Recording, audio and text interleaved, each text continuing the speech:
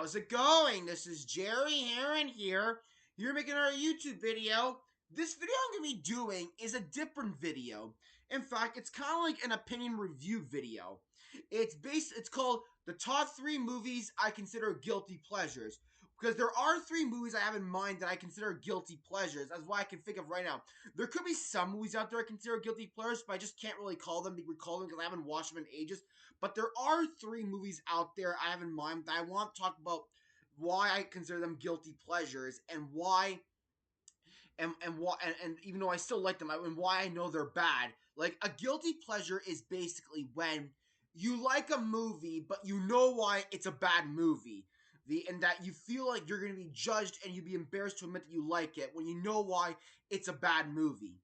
And that's what I'm going to do right now. I'm going to tell you the 3 movies I consider guilty pleasures, which means I like them, but I know why they're bad and why I'm embarrassed to admit that I like it, because I consider them guilty pleasures. So let's get going. So the first movie I consider a guilty pleasure is Daddy Day Camp, released in 2007.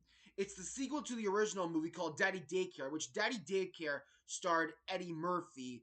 But then, unfortunately, Daddy Day Camp was not a not so related sequel, as Eddie Murphy did not return for the role. As what I heard, because they were not offering him enough money to be in the movie. So instead, Cuba Gooding Jr. took over Verfer, and I know, like, Cuba Gooding Jr., and I know why it's a bad movie. And what I heard, it only got a 1% rating on Rotten Tomatoes. And I know a lot of people didn't like it. It was considered one of the worst sequels ever. It's the only film to be directed by Fred Savage, as I read online. Because, like, Cuba Gooding Jr., he was more of a famous actor back in the 90s. Like, he was an Academy Award winning actor in Jerry Maguire in 1996. But in the late 2000s, that's when he started becoming not a great actor. And also, it didn't really fall up to the original film because there was a lot of like bodily humor and stuff, and a lot of inappropriate jokes about stinky stuff, and that's why the movie received largely negative reviews. And I can understand why people didn't like it. But as for me, what I consider it a guilty pleasure. I have it on my guilty pleasures because I know why a lot of people didn't like it. But for me personally, I consider it a guilty pleasure. But now, let's go to my second movie I have considered a guilty pleasure. A second movie I consider a guilty pleasure is Cars 2, released in 2011, which is the sequel to the original Cars movie in 2006, which you all know that's a Disney Pixar movie. And the reason why I consider Cars 2 a guilty pleasure is because I know that movie received mixed reviews, and it received quite a lot of negative reviews, and I understand why, because the first Cars is all about racing, and it focuses on the main character, Lightning McQueen, played by Owen Wilson. And like he's like the main star of the movie, so the first movie is all focused on him. I can't remember and stuff. So yeah, so the first Cars was awesome. I love the first Cars. Growing up since I was a kid, and I still love this day. But then Cars 2 came out in 2011, released 5 years after the original film, and Lightning McQueen and Mater, which I can't remember who voices Mater. Let me know down below in the comments who voices Mater. I know Owen Wilson plays Lightning McQueen. So, the second Cars movie, I can understand why it received negative reviews, because the second Cars movie did not focus on Lightning McQueen much when he's like the main character. It focused more on Mater, because it's about Lightning McQueen taking Mater to his races, but Mater's unfortunately ruins it, and Lightning McQueen loses the race because of him. And then Lightning McQueen feels bad for having a disagreement and yelling at him, and that caused Mater to leave and stuff. And everyone feels, and Lightning McQueen feels bad for Mater. So the movie focused more on Mater than Lightning McQueen when he's like the main character in the movie. And it wasn't really much on racing. It more focused on being on spy agents, which that does not really connect with Cars.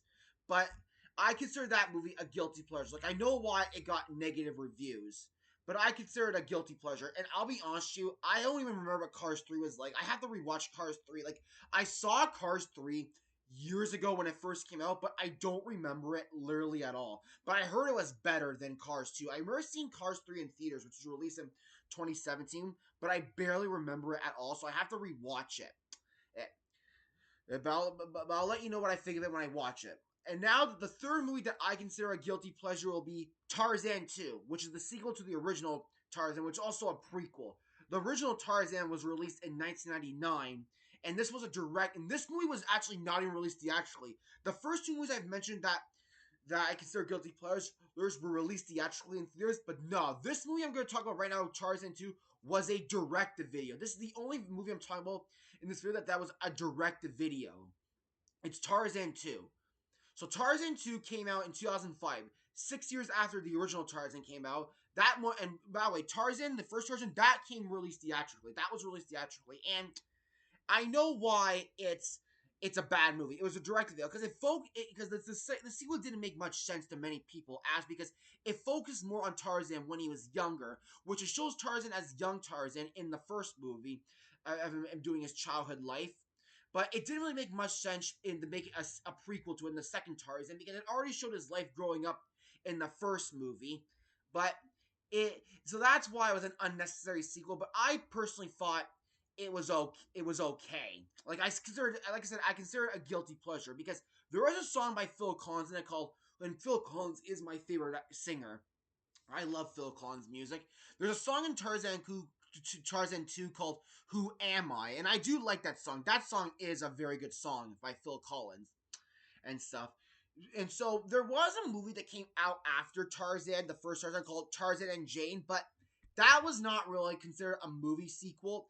It was based on the TV series Tarzan called, I can't remember what it was called, The Legend of Tarzan, I think. It was based, because after Tarzan 1 came out, the first Tarzan, they turned into a TV show that was show on Disney Channel, and then they made a movie called Tarzan and Jane, which they added all the first few episodes of the Tarzan TV show and compiled into a movie, which I remember watching. That movie was not bad and stuff. But of course, nothing beats the original Tarzan. The first Tarzan was more better in my opinion. But Tarzan 2, I consider it a guilty pleasure because I know why it received negative reviews, but I consider it a guilty pleasure. Those are the three movies I have on my guilty pleasures list. That's good to do for this video. I hope all you enjoy and took the time to watch this video. And feel free, if you have any movies in your guilty pleasure list, let me down below in the comments and name all of them. I hope all you enjoyed this video. See you in my next video. This is Jerry Heron signing off.